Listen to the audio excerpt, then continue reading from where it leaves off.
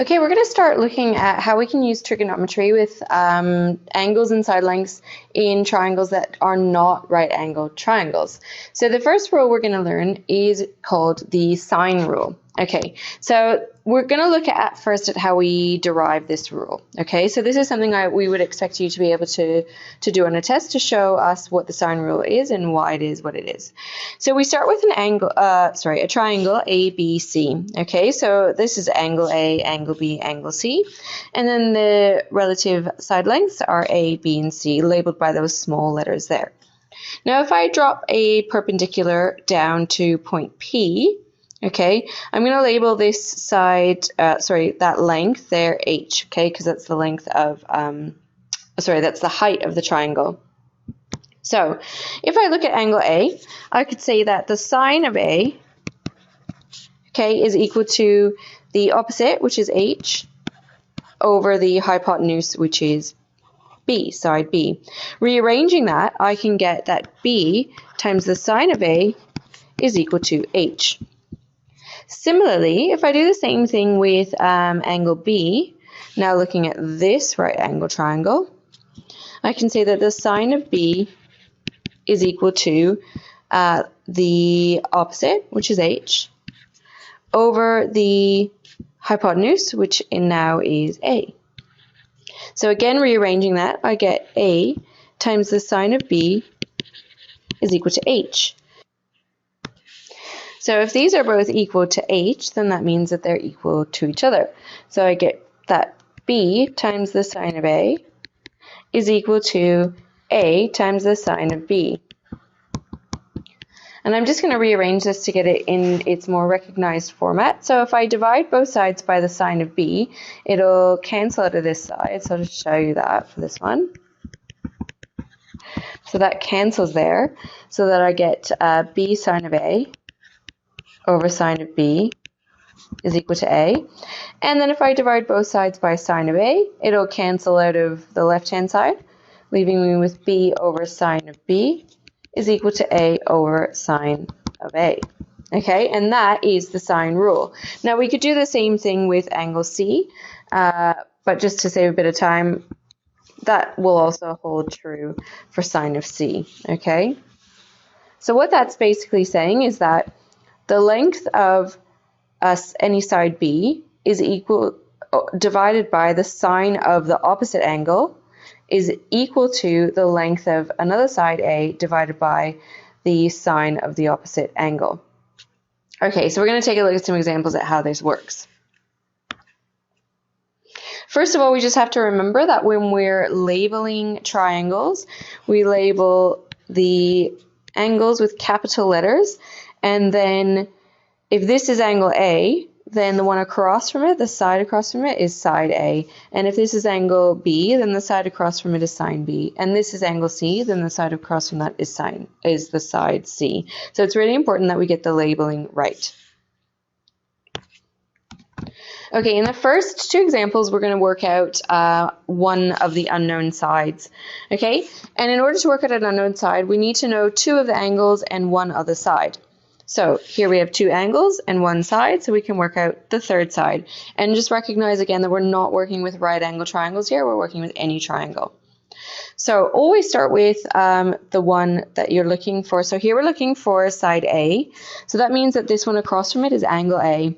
So we could say that this one is side B and this one is angle B.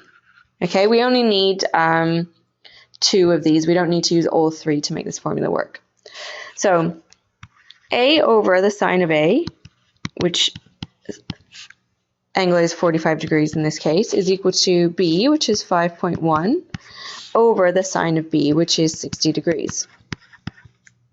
If I multiply both sides by sine of 45, I get A is equal to 5.1 divided by the sine of 60 times the sine of 45. Okay, and that's what you're going to put into your calculator to work out a value for A. And in this case, to one decimal place, we get that A is 4.2 centimeters. Maybe have a go at putting that in your calculator just to make sure that you're putting it in properly and that you get the same answer as me. Okay, second example, you're welcome to try on your own. Otherwise, you can follow along with me if you're not quite sure yet. So now in this case, we want to find out B, little b. That means that this angle across from it is big B, and we can call this side A, and we can call this angle A. So now this time, because we're looking for B, we're going to start with B over the sine of B, so the sine of 63, is equal to our other side, 12.7, over the sine of the other angle, 85. And again, rearrange to get B.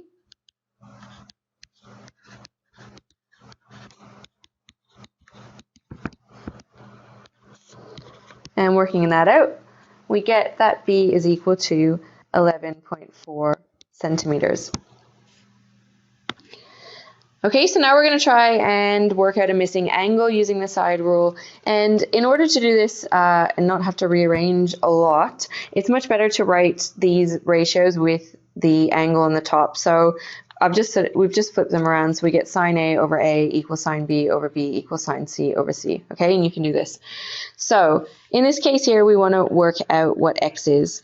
Okay, so what we're going to start with is the sine of x is divided by the side across from it, which is 4.2, is equal to the sine of the other angle we're given, divided by the side across from it. So to work out the sine of x, we need to do the sine of 60 divided by 5.1 times 4.2. Okay, and that's going to give us a really long decimal number, but we need to remember to work out x, we need to actually do the inverse sine of this whole thing.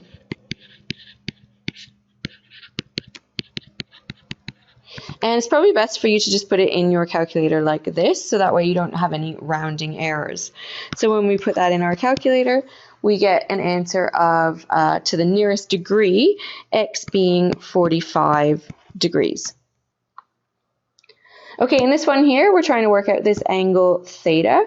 So again, let's set up our equation. So we've got the sine of theta divided by the side opposite, which is 99.7, is going to be equal to the sine of the other angle, 15 degrees, the one we know, divided by the side opposite that, 45 degrees. Okay, we're rearranging. I'm just going to do it all in one step. We do the inverse sine of sine of 15 divided by 45, sorry, there shouldn't be a degree sign there, times 99.7. That gives us an answer of 35 degrees.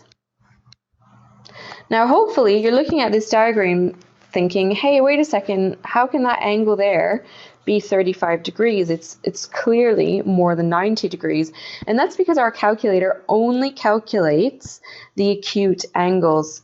Okay, so our calculator tells us it's 35 degrees, but we need to recognize, because we're calculating an obtuse angle, that we need the supplementary angle to that. So we need to subtract from 180 degrees to give us an answer of 145 degrees. Okay, so that's a really important thing to note. If you're calculating an obtuse angle, your calculator is going to give you the acute angle, and you need to subtract that from 180 degrees to get the actual answer. All right, so you can go ahead and use the sine rule to try some of the exercises from chapter 4G.